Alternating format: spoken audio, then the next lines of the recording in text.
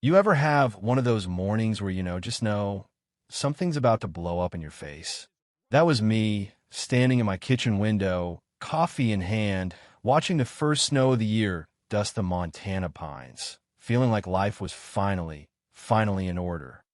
3 years in Eagle Ridge, my snow removal business running smooth, peace, and quiet all around. Then, bam, that red urgent stamp on the letter sitting in my mailbox. And just like that, my world flipped upside down. The envelope was from Patricia Henderson, our HOA president, a woman with more authority than common sense and a vendetta sharper than the wind off the mountains.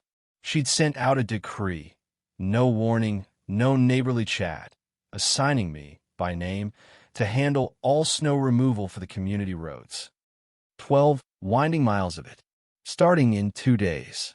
No mention of equipment, pay, or how she expected the average homeowner to clear roads even county crews can't handle without serious machinery. Just civic duty and a $500 a day fine if I didn't comply. You ever read something so ridiculous your blood pressure goes up 3 points just seeing your own name on the page? First thing I did was call my neighbor Doug, old timer, been here a decade. Turns out everyone got the same letter, just different dates. Doug just laughed. Good luck, man. Patricia tried to fine everyone last year for not planting petunias in their rock gardens. You know how she is. Problem is, Patricia wasn't gunning for everyone. She was gunning for me. Ever since I stood up at a meeting and told her she couldn't chop down a grove of ancient pines for a better view. Ever since then, every letter from her felt like it came laced with a little more venom. So I'm sitting there, staring at my truck, a Peterbilt Plow, red and white commercial grade, the kind of thing you see clearing highways, not driveways. Doug, still on the line, says, you're the only one within 100 miles who can actually do what she's asking. County contracts with me every winter, and my equipment is the only reason Eagle Ridge hasn't turned into an ice rink. Patricia must know that, right? I called my lawyer, Sarah, tough, smart, doesn't mince words. She said Patricia's letter was all bluster, probably unenforceable, but warned me. Let her make the first move. Don't pay, don't acknowledge, just document everything. Then I called the county road commissioner. He laughed, told me. Patricia called here too, asking if the county would rent her a plow. When I said no, she wanted to know if there were any private contractors besides you. I told her, nope, just Vincent. You could almost feel the icicles hanging off his words. Then the snow started, 8 inches in one night. By morning, cars were stuck, streets were silent, and I was out clearing county roads, not HOA roads, because that was my real contract. By the end of the day, the neighborhood still looked like an Arctic wasteland, but according to Patricia's schedule, it wasn't technically my turn yet. I was not about to volunteer. Saturday morning. Ring, ring, Patricia herself. Her voice, sharp as a slap. You failed to clear the roads. You're being fined. $500 a day. The board voted. Your contract with the county is irrelevant. Click. She hung up. I sat there, seething, but Sarah just told me, let her try. Don't respond. Don't pay. If it goes to court, she's got no leg to stand on. Monday, another letter, this time delivered by some poor teenage kid, looking terrified. Now the fine was $1,000. About then, Bill from the county called, sounding almost gleeful. Patricia tried to rent county equipment again. I told her you're the only one with the right gear. She wasn't pleased. I started to see where this was heading. Patricia was realizing she'd shot herself in the foot. But the snow kept coming. The streets kept icing over, and soon even my friends started calling. Doug again, Vincent. Mrs. Patterson slid into a ditch. Folks are walking a mile from the main road. This is getting serious. I felt bad for them, I really did. But it wasn't me who set these rules. It was Patricia. Then, the twist, emergency HOA meeting. Packed community center, everyone pissed off, Patricia at the front, voice trembling but still stubborn. She points at me. Mr. Saunders refuses to help, despite owning the equipment. I stood up. every eye in the room on me. Patricia, I'm following your schedule exactly. And did you bother checking your insurance? Because I did. If anyone gets hurt out there, guess who's liable? The HOA. The room went silent. Patricia turned pale. Another board member, Robert, starts whispering frantically in her ear. They called for a recess, came back, and, miracle of miracles, rescinded the whole policy. All fines erased. The relief in that room, you could feel it like a Chinook wind.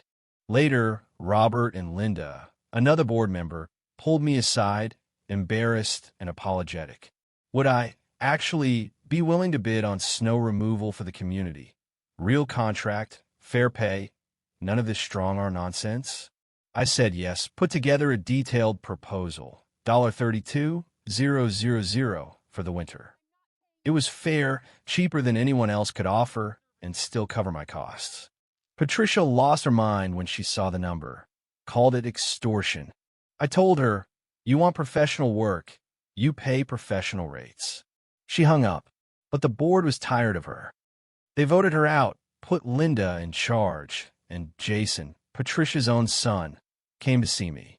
He apologized for his mom, told me my price was more than fair, and said the board wanted to move forward. I started plowing the next morning, contract signed, deposit in the bank. But Patricia wasn't finished. She started sabotaging roads, rocks, boards with nails, even a chunk of fence one day. I was furious, but careful, documenting everything, calling Linda, calling the sheriff. The community rallied around me. Then, finally, Mrs. Patterson, the sweetest, most eagle-eyed old lady you ever met, called me one night. She'd seen Patricia, trunk full of rocks, acting shady near one of the roads. That was all I needed.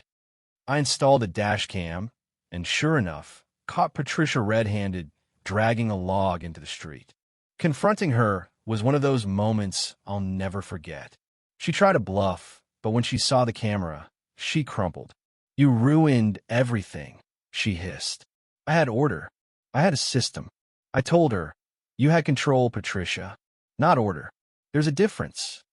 Sheriff came, arrested her for reckless endangerment and criminal mischief. The news went through Eagle Ridge like wildfire. Her trial was short and ugly. The dash cam, Mrs. Patterson's testimony, my records, it was all there. The judge gave her probation, community service, banned her from ever serving on the HOA again. I actually spoke up for leniency. Yeah, I know, maybe too soft-hearted, but I figured she'd been punished enough already.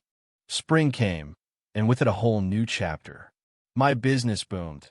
Other communities called, contracts piled up. I hired my first employee, Marcus, a good kid with a strong back and an even stronger work ethic. The HOA, under Linda, became everything it should have been. Fair, transparent, even welcoming. We had a barbecue that May, and Linda handed me a plaque in front of the whole neighborhood. Outstanding service, it said. I almost teared up. There's a lesson buried in all that mess, one I didn't see coming. Sometimes, standing your ground isn't about being the loudest or the toughest. It's about refusing to be bullied, about insisting on fairness and doing things the right way, even when it'd be easier to roll over or walk away. Patricia thought power meant she could bend people to her will. Turns out, the real power in a community comes from respect and from people working together, even if they butt heads along the way. You know, that winter changed me. I found out what I was capable of, what my skills were really worth. I made friends I never would have met otherwise. I helped build something stronger than before. Patricia moved away, started therapy, found a new purpose, I hope. The community healed. The roads stayed clear. My business became a legacy. So here's what I want to ask you. Where do you draw the line when someone in power tries to push you around? Do you fight back, walk away, or just keep your head down and hope for the best? Have you ever stood up to an HOA or any bully and come out the other side stronger? Drop your story in the comments. I want to hear about the time you stood your ground, or maybe the lesson you learned from not doing so. What's justice look like, really, when the lines aren't so clear?